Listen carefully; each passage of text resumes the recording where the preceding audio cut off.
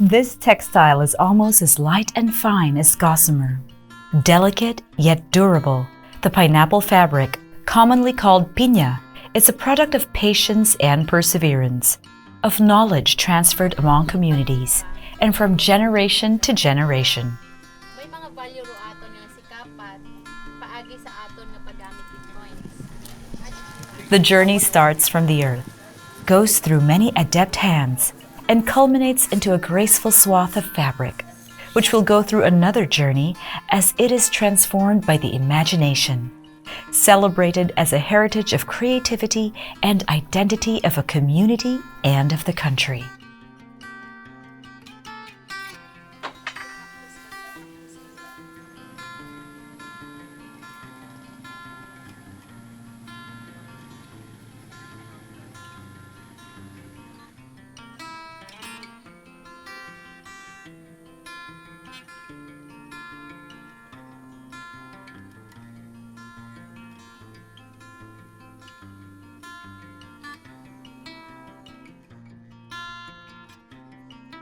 The weaving of textiles is one of the ancient crafts of humanity, using a wide range of materials sourced from the environment. It is also one of the most fascinating elements of our intangible cultural heritage, which comprises traditions and living expressions inherited from ancestors and passed on to descendants.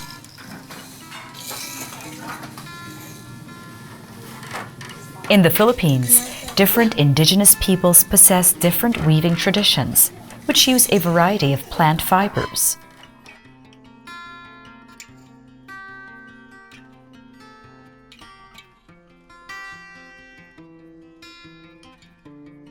In central Philippines, the Akyanon people of the province of Aklan on the northern west part of Panay Island is known for weaving a distinctive fabric using an unusual material: fibers extracted from pineapple leaves.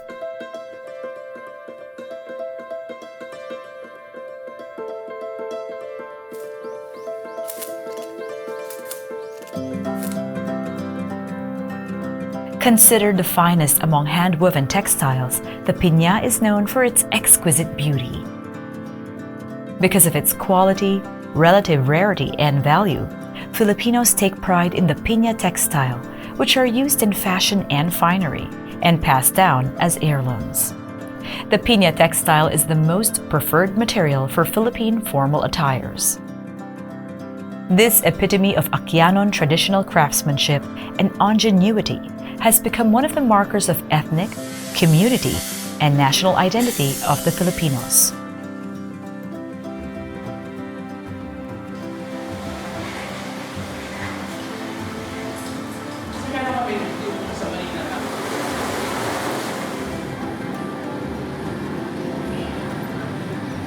Majority of the Akyanon, especially in rural areas, are into agriculture. In coastal communities, fishing is also a primary livelihood. Over the years, Aklanon are in diverse occupations. But for more than a century, several communities are engaged in making the piña textile.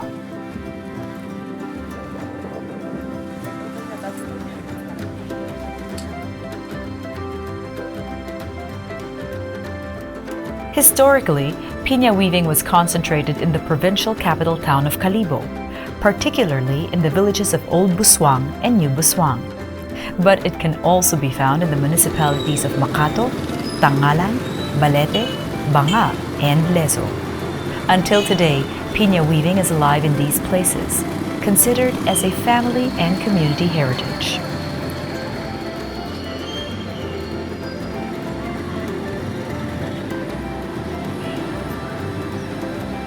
Weavers are traditionally women of the community, often the wives and daughters of farmers and fishers.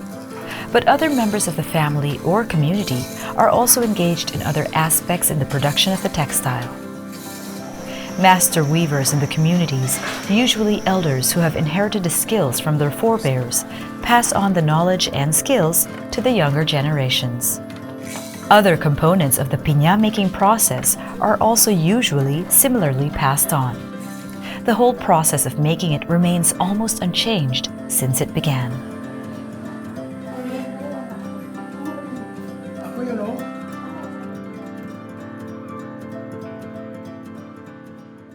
Raakon katong naabutan nga habog ako nga lola, mga katiyahan at saka yung di kara banda sa buswang nga manughabog.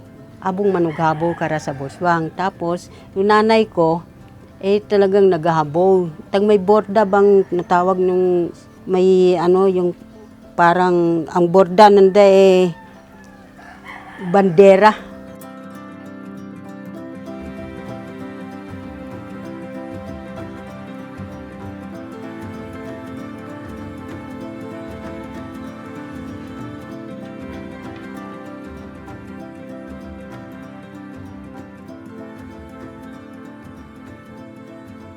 Elementary, tumutulong lang muna sa nanay. Tapos tapos ako ng high school, naghanap ng trabaho. Okay. Nagtindera, nag-sales lady, tapos napagod na. Okay. Bumalik ulit sa bahay, doon na nag-umpisa ng mag-weave, diretso ng weave.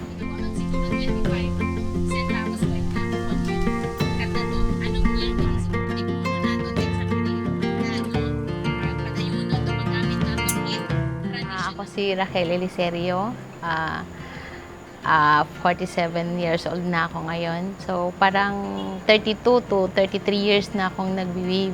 At siyempre hanggang ngayon, tuloy-tuloy pa din yan hanggang sa nagkaroon din ng maraming weavers na ipasa sa mga anak. Talagang yan ang source of income namin. Ako kasi parang mas lagi kong kasama ang lolo at lola ko. Malapit ako sa lola ko at lolo. Parang ako din kasi talagang ako din yung paborito, parang paborito nga po. So madalas ako sa kanila pumupunta. Ang trabaho nila is nag-script, nagkikigi sila. So nakikita ko yung mga ginagawa. Parang ang saya lang na kasama ka sa pag-harvest, may nahihinog na bunga. Doon ako nagsimula na nakilala ko ang pinya. Hanggang nag-aral na ako ng elementary, natuto na rin akong magnat. Kasi yung lola ko talaga noon, every week yan, nagbebenta ng kanilang loose fiber. Nagdi-deliver sila dito sa Calibo, sa Lila Cruz House of Pinya. So doon ako nag-umpisa na magnat, nagka-interest din akong magnat. Siyempre may kinikita din sasama sa lola ko, nagbebenta rin ako. Hanggang nakita ko kung paano sila na magproseso. Nakita ko kung ano ang tamang edad ng pinya, ano ang magandang quality. Kumbaga yung standard na dapat nang i-harvest, gamitin sa nating. Doon ako nag-umpisa. Tapos nung parang nagkaroon na ako ng pamilya. Sa 16 kasi nag-umpisa na rin ako nag-weave noon. Kumukuha lang muna ako ng materials sa De La Cruz House of Pinya noon. Hanggang natuto na din akong parang nagnegosyo na rin. Nagkaroon na rin ako ng pamilya. Nag-start akong mag-business muna. Ako nag-scrape ng dahon. So, pinanat ko siya sa mga kapitbahay, sa mga auntie ko. Tapos, ako na rin ang bumibili. Marunong na rin ako sa proseso ng warping. Nag-warp din ako. So, lahat yon natutunan ko.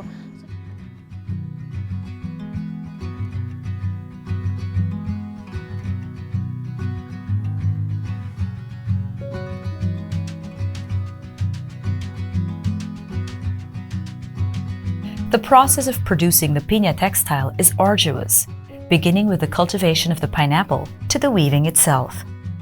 The whole process involves different communities and different people and sectors of the community. Farmers, scrapers, knotters, warpers, weavers, traders, and designers.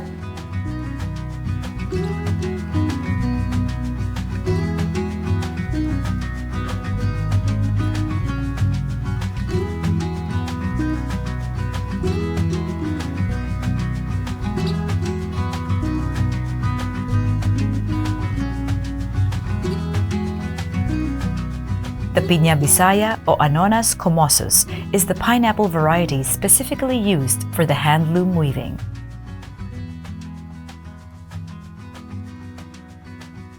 Cultivated in backyards and farms, the pineapple takes 18 to 24 months to mature.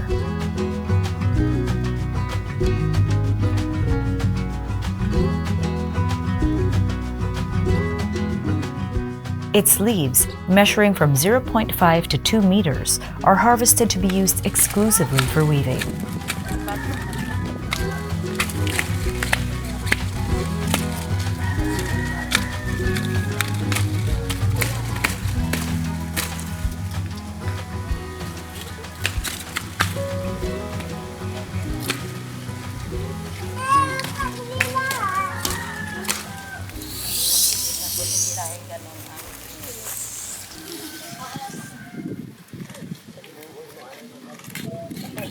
The fibers are extracted from the mature leaves, a procedure delicate and tedious.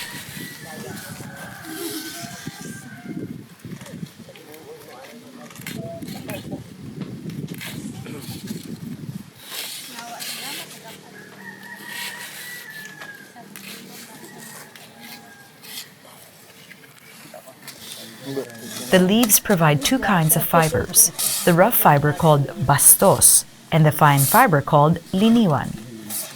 Using a shard of porcelain, the stripper removes the epidermis of the leaf, extracting the bastos.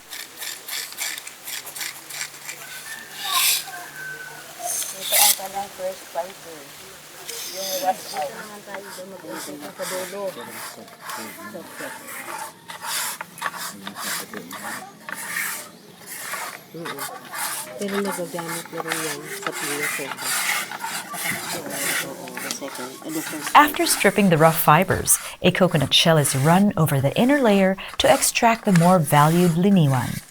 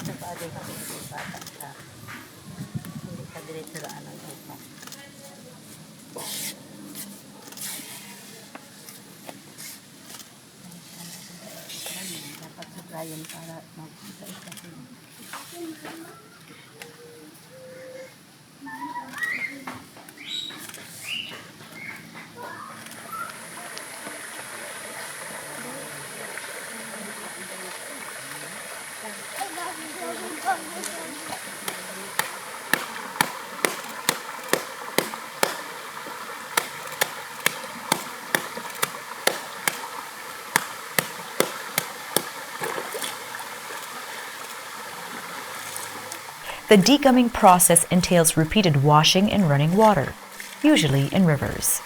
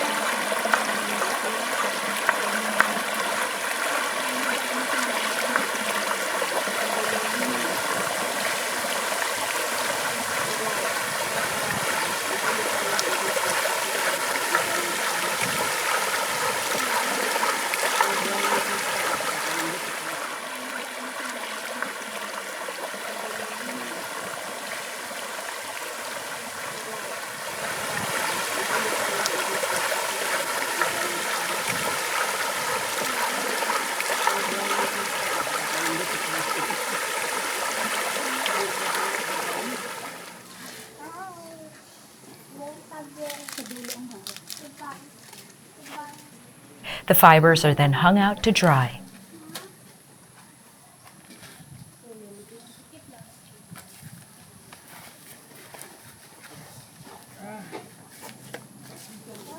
Ganon din. Palo lang.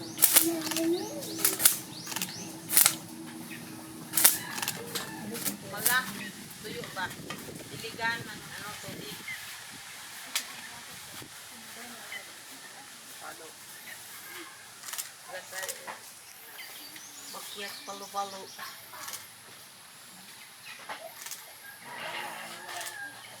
Dried and bundled, the fibers are ready to be sold.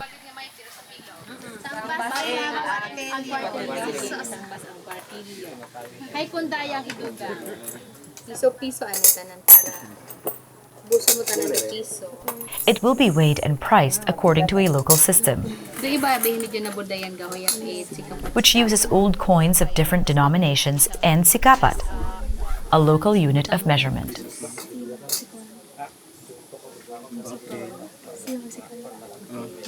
Ay 14. Sigurado ka ha? 14. 14. Ay 75 at ka. Ay, palinda. Day, Bayusan ta. kuman. 5, 1.5, 1. Ano daya ay? 3. Doon na lang namin pagayo. 1.5 na yung tatlo. Pili man doon? Bayarang. 0.5. 0.5.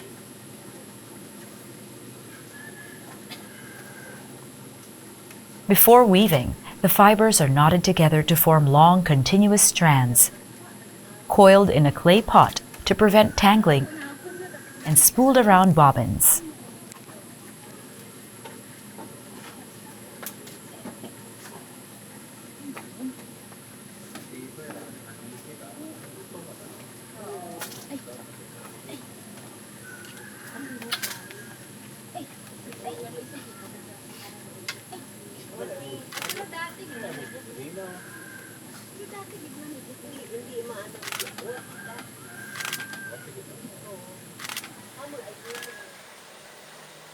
Threads are then put into a sabongan, or warp wheel, for desired dimensions.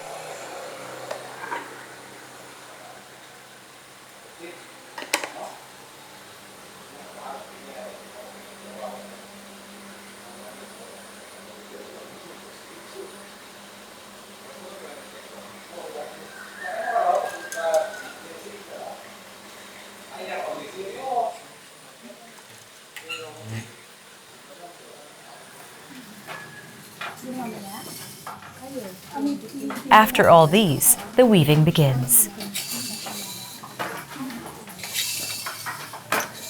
Usually, there is a designated space in the house for weaving.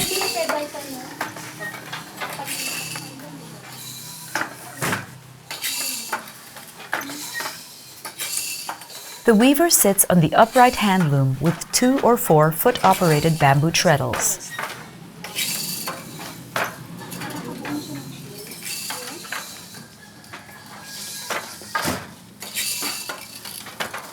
With deftness of the hands, he moves the shuttle, the arrangement of threads,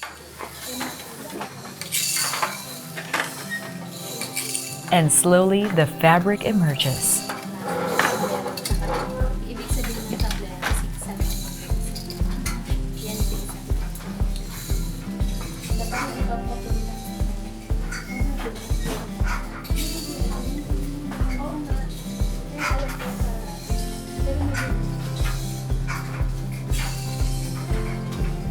The weavers know different techniques and patterns. The usual patterns employed are the ringue or lace weave, the pili or inlaid weave, and the tablero or checkered pattern, or a combination of these. A weaver also creates her own designs or brings to life a customer's desired design.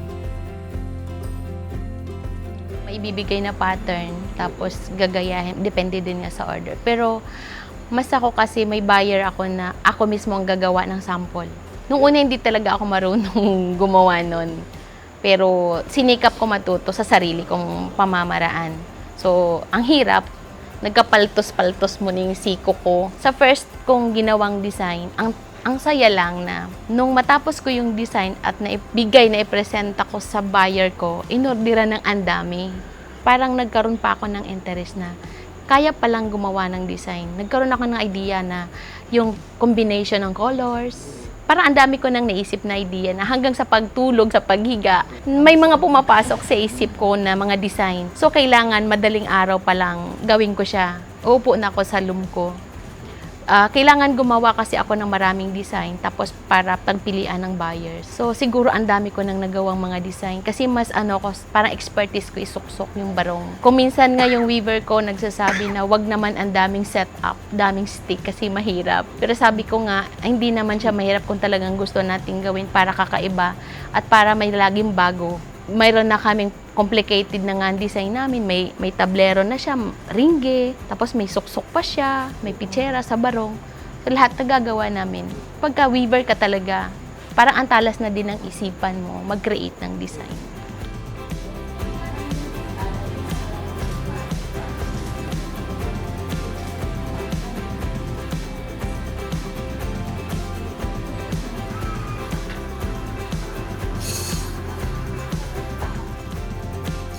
The knowledge and skills of pinya handloom weaving are primarily passed on from elders to the young members of the families.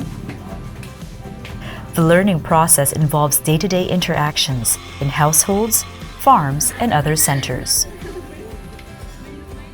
Young family members grow up observing older members engaged in pineapple cultivation and pinya weaving, and eventually learn the craft under the tutelage of experienced members.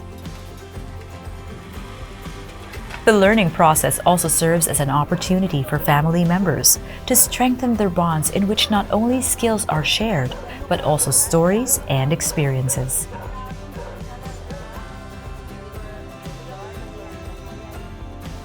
This mechanism also operates in the larger context of the community, in which a sense of belonging, mutual respect, and interdependence are nurtured among its practitioners and bearers. The stability and continuity of communities are linked with a shared heritage.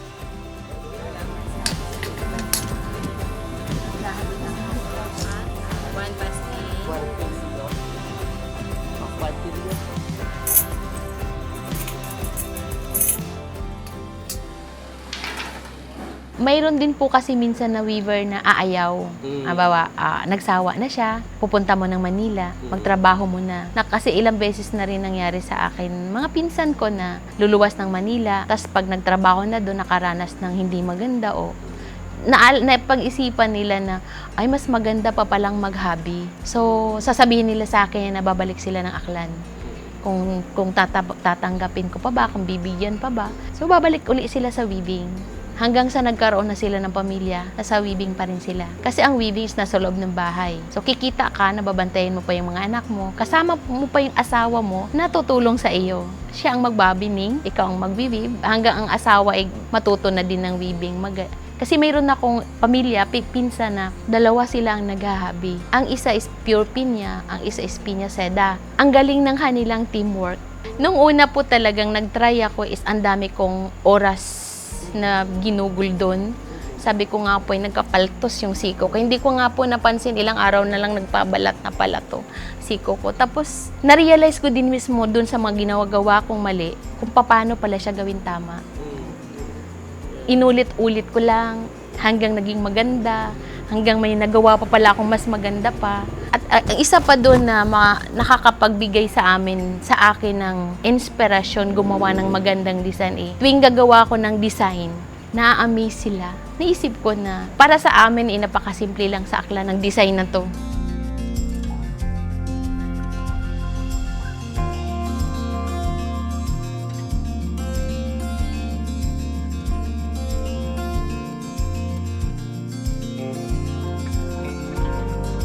Pag dinisplay mo pala siya sa exhibit, ang tingin na nila ay parang nasa pedestal, na ako mismo parang ayoko na siya hawakan, lalo na yung spotlight, yung ilaw nakatutok sa kanya. Pag tinignan ko siya, parang ang mahal niya. Pero pag kaming gumagawa, parang normal lang din na, kasi ginagawa namin Pero sa mata ng ibang tao, sa mata ng dayuhan, napakamahal niya. Parang proud na din, napakasarap ng pakiramdam na ang gawa namin ay ang tingin nila napaka taas. Binibigyan ng value.